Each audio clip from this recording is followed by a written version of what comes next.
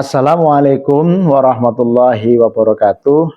Saudara dan saudari para penyimak Al-Hikam Ibnu Athaillah Syarah Asy-Syarqawi, dimanapun saudara dan saudari berada, alhamdulillah kita memulai lagi hikmah ke 101, di mana ini masuk ke pembahasan yang sudah berbeda dengan pembahasan-pembahasan sebelumnya, meskipun nantinya setelah 101 ini juga ada beberapa yang juga terkait dengan pembahasan-pembahasan sebelumnya. Ini menginformasikan kepada kita tentang apa sih yang dimaksud dengan waktu yang terbaik bagi seorang salik.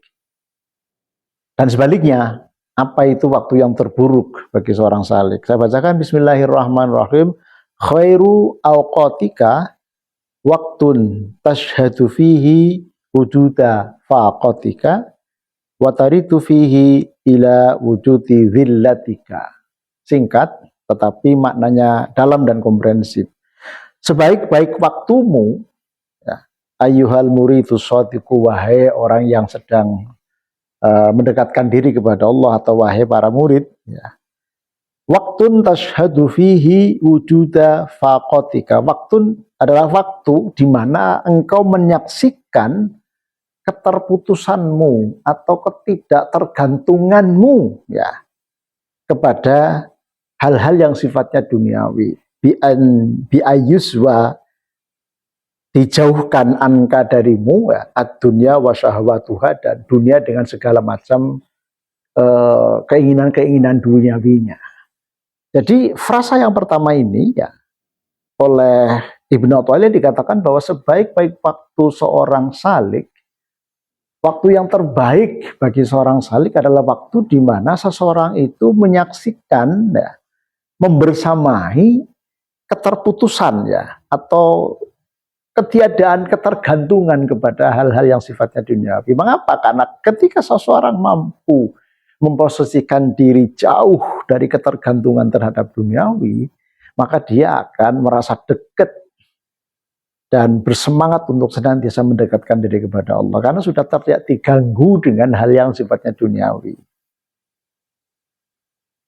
Wataritu fihi ila wujudi zillatika, sekaligus waktu di mana, ya, si salik atau si murid ini dikembalikan untuk melihat atau untuk menyaksikan, ya, mengetahui, menyaksikan keberadaan diri yang hina. Ini mengapa menggunakan diksi yang menurut saya ekstrim, ya, zillun, ya, ila wujudi zillika bikasri dzali ay fakrika, ya, maksudnya adalah kefakiran kita, ketidakberdayaan kita, ketidakbermaknaan kita sebagai seorang makhluk, ketidakmampuan kita sebagai seorang makhluk. Karena yang membuat kita mampu, yang membuat kita berdaya, yang membuat kita keren, yang membuat kita berprestasi, yang membuat kita memiliki, itu adalah Allah Sang Hadi Qodrati. Jadi menurut saya, saudaraku yang saya hormati, hikmah ke-101 ini mengingatkan kepada kita untuk bagaimana kita secara bertahap memposisikan diri berada dalam titik nol.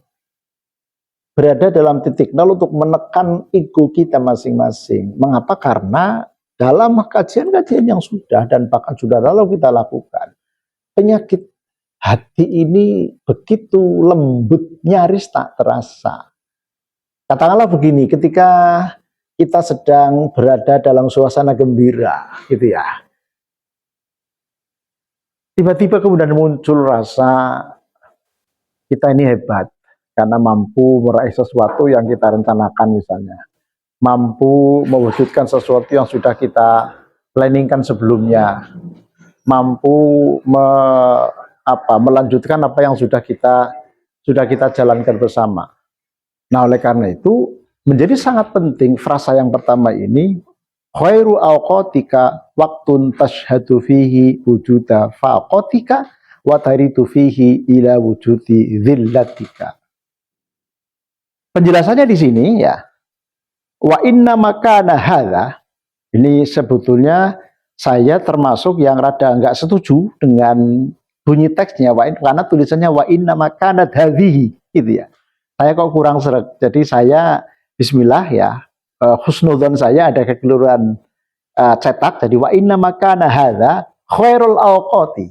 Karena kana wakhwatuha itu kan merofakan isim dan menasabkan khobar gitu ya. Sehingga kalau misalnya kanat hadhihi padahal fa'ilnya adalah waktun, itu enggak, menurut rasa saya itu enggak pas ya. Wa inna makana hadza ya. Sesungguhnya ini waktu gitu ya. Jadi waktun tashhadu fihi wujuda fatika wa waktun wataritu fihi ila wujudillatika ini khairul awqati, menjadi sebaik-baik waktu ya. Karena apa? Liwujudi khudurika, karena adanya wujud kehadiranmu fiha di dalam awqat ma'arabbika, bersama Tuhanmu. Sekaligus wan qita'i nadhrika, sekaligus juga keterputusan pandanganmu anil wasaiti, dari beberapa peristiwa wal asbab, sekaligus juga sebab atau peristiwa al mujibati libuktika, yang menjadikan menjadikanmu jauh anhu, dari Allah. Jadi sekali lagi saudaraku yang saya hormati, waktu yang terbaik dalam konteks orang yang sedang berjalan mendekatkan diri kepada Allah ya, ini adalah waktu di mana seseorang tadi mampu menyaksikan dirinya dalam kondisi tadi tidak memiliki ketergantungan dengan duniawi. Mohon maaf, ini mesti harus kita pahami secara komprehensif. Yang dimaksud dengan tidak memiliki ketergantungan dengan duniawi bukan berarti kita nggak boleh kaya. Bukan berarti kita tidak boleh menguasai duniawi. Bukan berarti kita tidak boleh memiliki jabatan, tidak boleh memiliki harta yang banyak. Bukan itu maksudnya. Apa yang ada dalam diri kita, otoritas yang kita punya dalam jabatan, harta yang banyak yang kita miliki sebagai anugerah dari Allah, atau hal-hal duniawi lain begitu ya, kemudian duniawi lain yang sudah kita dapatkan, itu sekali lagi kita memiliki kesadaran yang sangat optimal bahwa itu hanya titipan. Itu bukan semata-mata hasil keringat kita, bukan semata-mata hasil usaha kita yang kerjanya luar biasa tanpa kenal lelah begitu ya. Tetapi ini adalah anugerah Allah yang dititipkan kepada kita. Nah, kalau posisi batin kita mampu memperlakukan duniawi itu adalah titipan, sesuatu yang bisa kita manage, bukan kita diganggu dan dimanage oleh duniawi, maka itu keren. Nah, ini masuk dalam kategori waktun tashhadu fihi wujuda fatika. Jadi di mana waktu seseorang mampu melihat dirinya sama sekali tidak terkait atau tidak terbelenggu dengan urusan-urusan duniawi. Yang kedua, sekaligus waktu di mana seseorang ini menyadari kehinaannya, menyadari ketidakberdayaannya, menyadari ketidakmampuannya, di mana di hadapan Allah Subhanahu wa Ta'ala. Terus, saudaraku yang saya hormati, ketika kita berada dalam posisi waktu yang sedemikian rupa, maka kita akan mudah untuk menghadirkan Allah dalam diri kita. Kita akan mudah kemudian ya memunajat kepada Allah dalam situasi apapun, menghadirkan Allah dalam hati kita, menghadirkan Allah dalam lisan kita, menghadirkan Allah dalam kalbu kita, menghadirkan Allah dalam setiap gerak langkah yang kita lakukan. Sehingga konsep ini menjadi satu pengingat kepada kita bahwa menjadi salik yang berproses mendekatkan diri kepada Allah tadi tidak harus kemudian harus menyiksa diri menjadi orang miskin gitu ya. Menjauhi duniawi dalam arti kita nggak boleh punya apa-apa, menjauhi jabatan kita nggak boleh punya jabatan, bukan itu. Tetapi tadi bagaimana batin kita betul-betul mampu memanage dengan sangat baik hal-hal yang bersifatnya duniawi tadi, tidak mengganggu kita untuk kemudian kita asyik mendekatkan diri kepada Allah. Mudah-mudahan ada manfaatnya. Tentu kurang lebihnya saya mohon dimaafkan ya, karena memang teksnya seperti ini begitu ya, dan kita mencoba untuk memberikan pemahaman yang semestinya dari apa yang sudah ditulis oleh Ibnu Uthaylah dan juga oleh Asy-Syarqawi dalam syarah ini. Assalamualaikum warahmatullahi wabarakatuh.